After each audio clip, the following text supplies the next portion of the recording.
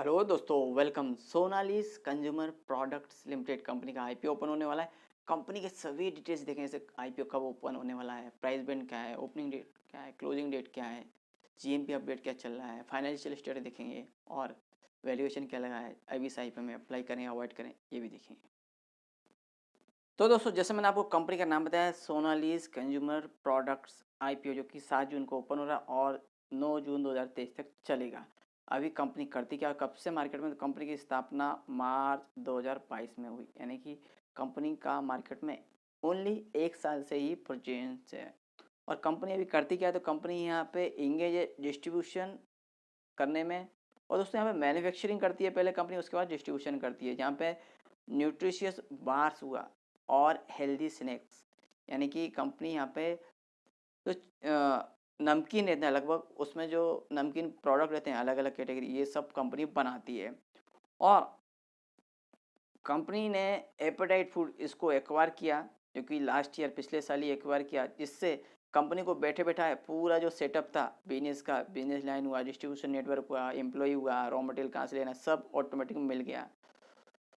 जो कि company apatite food पिछले 3 सालों से इस बिजनेस में ऑलरेडी ये काम कर रही थी।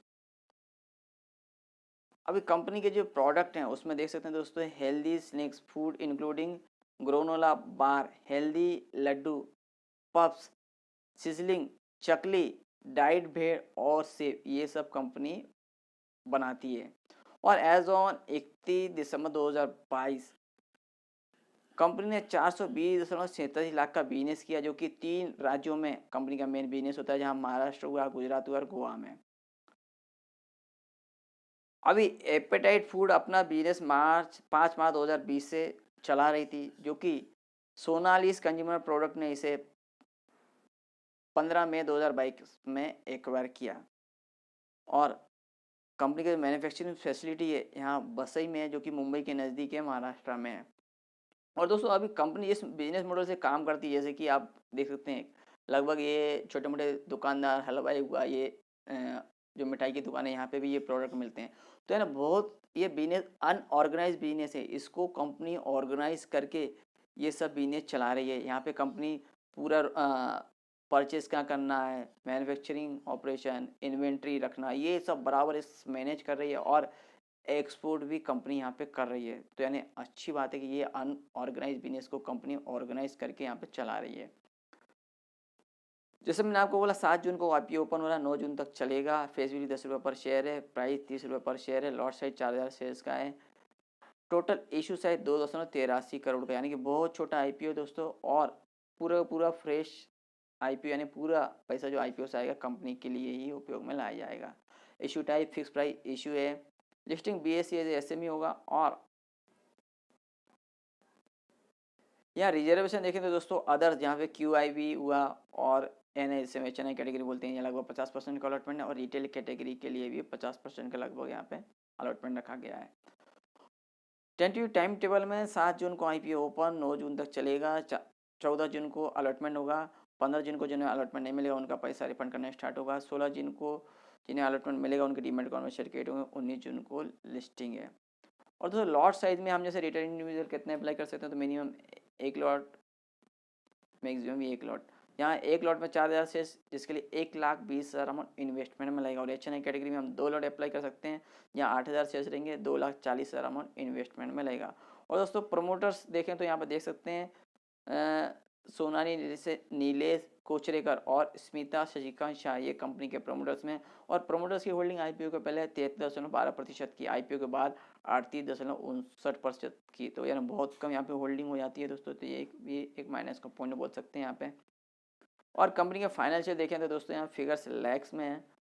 पर यहाँ फिगर देखो, जहाँ पिछले साल ही कंपनी की स्थापना हुई, तो 1 साल के फिगर देखने को मिलेंगे यहाँ, जो कि दिसंबर 2022 तक के हैं। जहाँ एसेट कंपनी की 649 यानी 650 लाख की है, यहाँ रेवेन्यू 420.47 लाख का, और प्रॉफिट 845 लाख का है।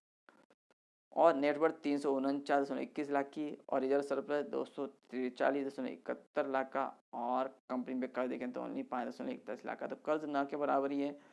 पर दोस्तों, ओनली अभी ये यानी कुछ ही महीने का डाटा है हम बोल सकते हैं, तो इससे पूरा हमें कंपनी का फाइनेंशियल एकदम पता नहीं चलता है। और इमीडिएट कंपनी ने आईपीओ भी लाया है, तो अभी क्या मालूम क्या फिगर है, एकदम से हम बोल भी नहीं सकते।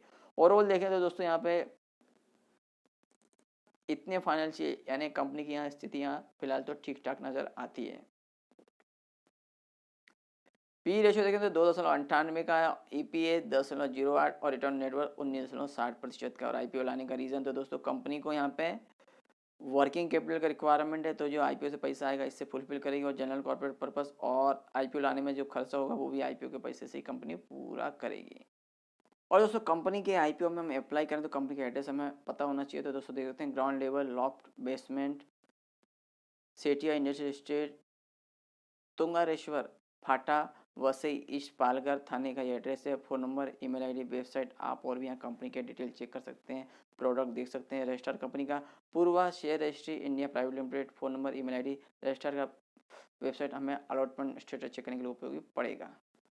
वैल्यूएशन मार्जिन देखें तो दोस्तों यहाँ दिसंबर 2022 का जो कंपनी के फिगर दिए हैं उस हिसाब से वैल्यूएशन लगाना पड़ेगा। तो ईपीएस 10.08 का है, पी रेशो 2.98 का है, रिटर्न नेटवर्क 19.60% का, और एनएवी 33.10 का है, आरओसी 26%, एविटा 22.06% और डेट इक्विटी 0.02 का है। तो दोस्तों ओवरऑल ये देख के लगता है कि कंपनी के फाइनेंशियल अच्छे हैं, स्ट्रांग है। पर दोस्तों ये ओनली कुछ महीने के फिगर से हम कुछ भी बोल नहीं सकते कि कंपनी के फाइनेंशियल कैसे हैं। और कंपनी जो वैल्यूएशन है अभी इस हिसाब से देखें तो यहाँ पे सस्ता भी नज़र आता है, पर ओनली कुछ महीने के फिगर पे हम ये भी नहीं बोल सकते कि कंपनी का वैल्यूएशन, कंपनी ने किस वैल्यूएशन पे अपना आईपीओ लाया है। जीएमपी अपडेट तो देखो, दो अभी तक जीएमपी अपडेट नहीं है, ना तो कोष्टक है ना तो सब्जेक्ट टू सौदा। तो अभी दोस्तों इस कंपनी के आईपीओ में अप्लाई करें क्या अवॉइड करें, तो दोस्तों जैसे मैंने आपको बोला कंपनी के फाइनेंशियल इस बेस पे हम कुछ भी बता नहीं सकते कि आगे और कैसे रहेंगे, क्योंकि आईपीओ ला रहा है कंपनी, जस्ट स्थापना की कंपनी की, और 2-4-6 महीने का ओनली डाटा है कंपनी का फाइनेंशियल का, और आईपीओ लाया है। तो अभी कंपनी के फाइनेंशियल स्ट्रॉन्ग है या नहीं है तो ये भी हम एकदम से पूरी तरह नहीं बोल सकते। और दूसरी बात, कंपनी ने दूसरी कंपनी को एक्वायर किया यानी कि एपेटाइट फूड, जो कि पिछले 3 साल से था। अभी कोई अपना बिजनेस दूसरे को क्यों बेचता है कि भाई कुछ मुझे प्रॉब्लम है, तब भी जाके दूसरे को कोई बिजनेस बेचता, नहीं तो खुद अच्छा चल रहा था क्यों दूसरे को देगा, ये भी एक बात है। और कंपनी जिस सेक्टर से बिलोंग करती है इसमें प्रॉफिट अच्छा है, पर दोस्तों यहाँ पे रेवेन्यू भी होना चाहिए। पहले से ही मार्केट में इतने सारे स्नैक्स बेचने वाले छोटे मोटे अवेलेबल हैं, और लिस्टेड कंपनियां भी हैं और अनलिस्टेड कंपनियां भी, जो कि अच्छे अच्छे ब्रांड्स ऑलरेडी महाराष्ट्र हुआ, गुजरात हुआ और गोवा में पहले से ही चल रहे हैं। यानी यहाँ पे बहुत ज़्यादा कंपटीशन है कंपनी के बिजनेस में। तो दोस्तों इस लेवल पे मुझे नहीं लगता है कि इस आईपीओ में फ़िलहाल अप्लाई करना चाहिए। आगे चल के ठीक है कंपनी ग्रो करती रहे, कंपनी का रेवेन्यू अच्छा रहे, सेटअप अच्छा हो जाए, उसके बाद कुछ सालों बाद मार्केट में और कंपनी अपना एक स्थान बनाने के बाद इस कंपनी में हम इन्वेस्टमेंट के सोच सकते हैं। पर फिलहाल इस लेवल पे मैं इसमें बोलूँगा आप अवॉइड करें। तो दोस्तों और भी आईपीओ आ रहे हैं और भी अपडेट आते रहेंगे। अपडेट के लिए प्लीज़ लाइक शेयर और सब्सक्राइब माय चैनल।